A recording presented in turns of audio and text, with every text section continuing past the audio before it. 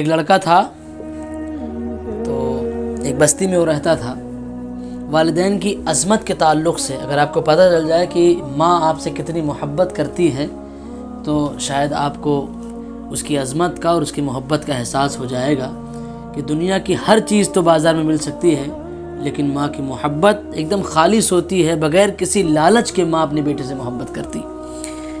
ایک لڑکا ایک بستی میں رہتا تھا تو اس کی ماں جو تھی اس کی ایک آنکھ نہیں تھی، جس کو ہم لوگ اپنی زبان میں کہتے ہیں اس کی ماں ایک آنکھ کی کانی تھی، اس کی ایک آنکھ نہیں تھی. تو لڑکا جب کہیں جاتا یا کسی بچے سے اس کا جھگڑا ہوتا تو اس کو بچے وہ کہہ کے چڑھاتے کہ تیری ماں جو ہے وہ کانی ہے، ایک آنکھ اس کی نہیں ہے. تو اس کو بڑی تکلیف ہوتی اور وہ منی میں سوچتا کہ میری ماں ایسی ہے کہ اس کی ایک آنکھ نہیں ہے، لوگ مجھ کو چڑھاتے ہیں.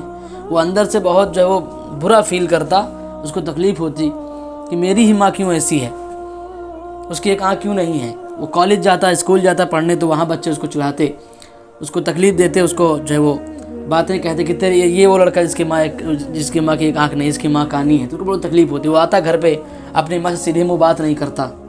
اس کی ماں کہتی بیٹا کیا مسئلہ ہے؟ تو وہ کہتا کہ تمہاری وجہ سے مجھ کو باہر جو ہے بہت ساری باتیں سننی پڑتی ہیں اور مجھ کو بہت تکلیف ہوتی ہے، نہ جانے تم میری زندگی میں کیوں آ گئی. تو کہتی بیٹا کیا ہوا؟ تو وہ کہتا کہ تم کانی ہو، تمہاری ایک آنکھ نہیں ہے. میرے دوست مجھ کو چڑھاتے ہیں کہ تمہاری ماں کی ایک آنکھ نہیں ہے، بہت شدید تکلیف مجھے ہوتی ہے، چلی جاؤ میری زندگی سے تم کہیں.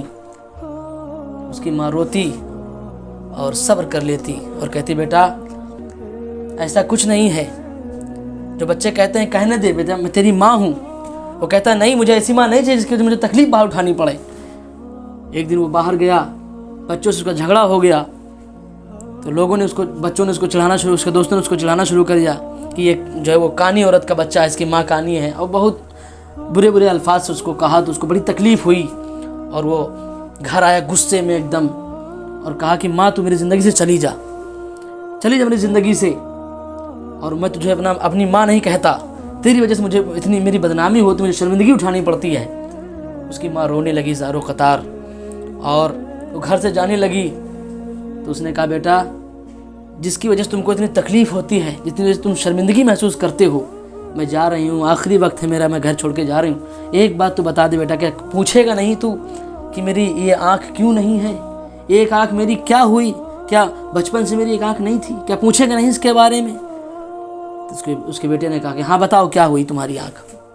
اس کی ماں نے کہا بیٹا جب تم چھوٹے تھے، تم باہر کھیلنے گئے تھے اور تم کسی چیز سے ٹکرا گئے، تمہاری ایک آنکھ میں چوٹ لگی، یہاں تک کہ وہ آنکھ خراب ہو گئی. ڈاکٹر نے کہا کہ اس آنکھ کو نکالنا پڑے گا.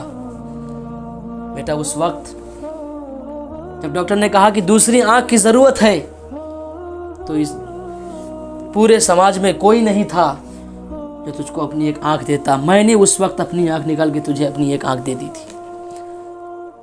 میں نے آنکھ دیا تھا اور میں نے کہا تھا کہ میں تو اپنی ایک آنکھ نہیں رہے گی، مجھ کو کسی طریقے سے آدمی کہتا رہے گا میں برداشت کر لوں گی، لیکن میں نے سوچا کہ میرا بیٹا جب بڑا ہوگا اور جب اس کے دوست ہوں گے، وہ جب بیچ میں جائے گا تو لوگ اس کو چڑھائیں گے، مجھے بڑی تکلیف ہوگی. بیٹا میں نے اس دن اپنی اس آنکھ کو تیرے نام کر دیا تھا، جس کی وجہ سے تو شرمندگی کہتا ہے، میں نے اپنی آنکھ دے کر کے تیری زندگی میں اجالا کیا تھا کہ میرا بیٹا دنیا دیکھے، اس کو کہیں شرمندگی محسوس نہ ہو، جس کی وجہ سے آج تم اس کو گھر سے نکال رہا ہے.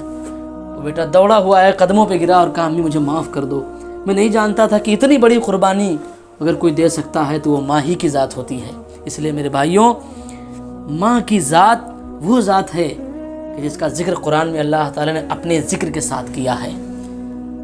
اللہ کے رسول صلی اللہ علیہ وسلم نے ارشاد فرمایا کہ جنت تمہارے ماؤں کے قدموں کے نیچے ہے، لہٰذا اپنی جنت کو ناراض مت کرو، ہر حال میں ماں باپ کی رضا میں راضی رہو، اپنے ماں باپ کو اف تک نہ کہو اور ان کی رضا میں اپنی رضا کو جو وہ شامل کرو.